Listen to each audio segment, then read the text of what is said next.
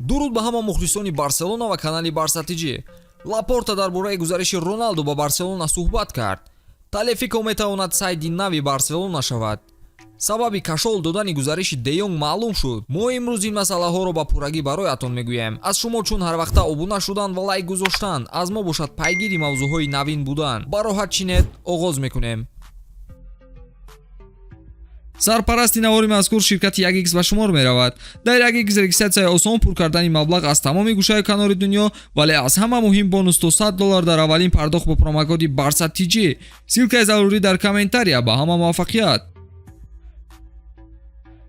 ҳимоятгар Николас Талефико шояд тими Аяксро тарк намуда корномаи варзишии худро дар Ла Лига идома диҳад. Бошгоҳи Барселона омода аст ки барои Талефико ба дастаи Аякс 5 миллион евро пардохт кунад. Агар гузариши Алонсо аз Челси ба анҷом нарасад, ҳимоятгар Николас Талефико ҷойгузини ӯ хоҳад буд. Ба иттилои Марка, каталониҳо ба ин бозингар, ки хариди ӯ дар зимистон баррасӣ шуда буд, ҳамоно таваҷҷӯҳ дорад. Талефико аллакай ба Аякс хабар додааст, ки ӯ аз даста меравад ва амстердамиҳо омодаанд, ки ӯро ба маблағи 5 миллион евро ба фурӯш гузоранд. Дар мавсими гузашта футболбози 29 сола 22 бозӣ дар Эридивизия анҷом дода 2 гол задааст. Футболбозони аргентинӣ дар таърихи дастаи каталонӣ хуб медурахшиданд. Шумо ба ин фикр розиед?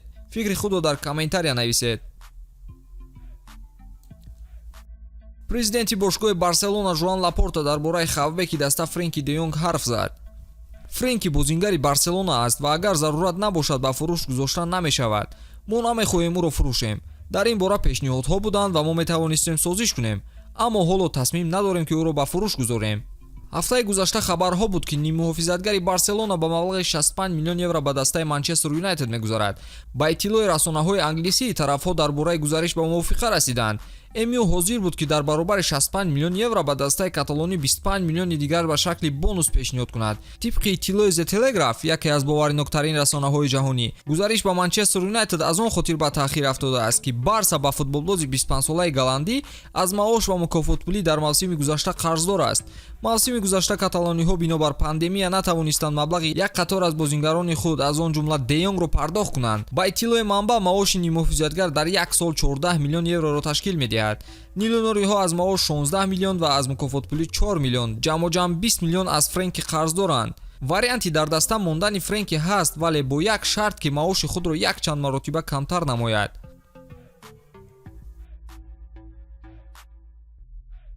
Жоан Лапорта, президенти дастаи Каталонӣ, дирӯз дар суҳбат бо рӯзноманигорон хабари вохӯриаш бо агенти Роналду ва гузариши футболбози Португалӣ ба дастаи Каталониро шарҳ дод. Қаблан хабар дода мешуд, ки Жорже Мендеш бо роҳбарияти Барселона вохӯрӣ анҷом дода ба онҳо вазъияти Роналдуро фаҳмонда аст. Вақте журналистон дар ин бобат пурсиданд, Жоан Лапорта чунин ҷавобҳо дод: ман дар бораи футболбозони мушаххас гап намезанам. Ин ба фоидаи Барселона нест. Дар ҳақиқат бо Мендеш ҳамин ҳафта вохӯрӣ доштам. ӯ футболбозони зиёдеро идора мекунад ва ҳамеша суҳбат бо ӯ бароям хуш аст. Зеро аз Мендеш хубтар фаҳмида мешавад, ки дар бозори трансферӣ чӣ гап рафта истодааст, гуфт Лапорта.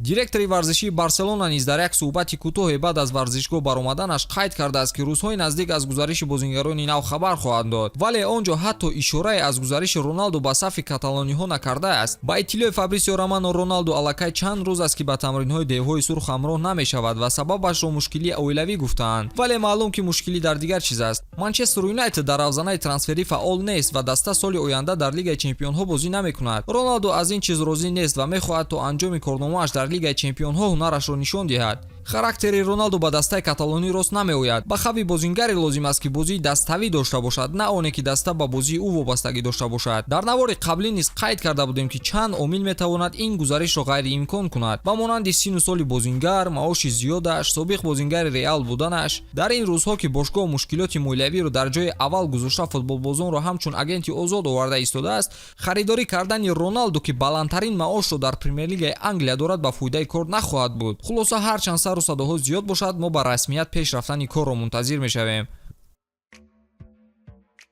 дирӯз дастаи Барселона бозингари нави худро расман муаррифӣ намуда бо ӯ қарордоди ҳамкорӣ имзо кард. Андреас Кристенсен, ки гузаришаш ба мо пешакӣ маълум шуда буд, шартномаи худро имзо кард. маълум шуд, ки Кристенсен аз хурдӣ мухлиси Барса буда дар коғазе навишта будааст, ки ман орзуи футболбози Барселона шуданро дорам. баъди ба расмият даровардани корҳо вохӯрӣ бо рӯзноманигорон баргузор шуд, ки он ҷо Кристенсен эҳсосоти худро бобати ба ҳайати каталониҳо шомил шудан қайд кард. ман тамоми қувваи худро бо заҳматҳои ҳамарӯза ба даста хоҳам бахшид. ман бовар дорам, ки Барса қудрати қудрати ғолиб шудан дар ҳама мусобиқотро дорад. Ҳама дар ҳайати асосӣ бозӣ кардан мехоҳанд ва ин сабаб мешавад ки ман бештар фаъол шавам. Пике легенда аст. Ба фикрам бисёр чизро аз ӯ ёд хоҳам гирифт. ҳамчунин футболбоз қайд кардааст ки ба бозии даста ба осонӣ мутобиқ мешавад ва дар ин роҳ мушкиле нахоҳад шуд. Бояд қайд кунем ки Кристенсен то 11 июл дар рухсатӣ мебошад ва ба тамринҳои даставӣ ҳоло ҳамроҳ нашудааст. ба ҳамин видеои имрӯзаи мо ба поён мерасад. Дӯстдори Барселона ва мухлиси Барса тиҷӣ бимонед. Хайр.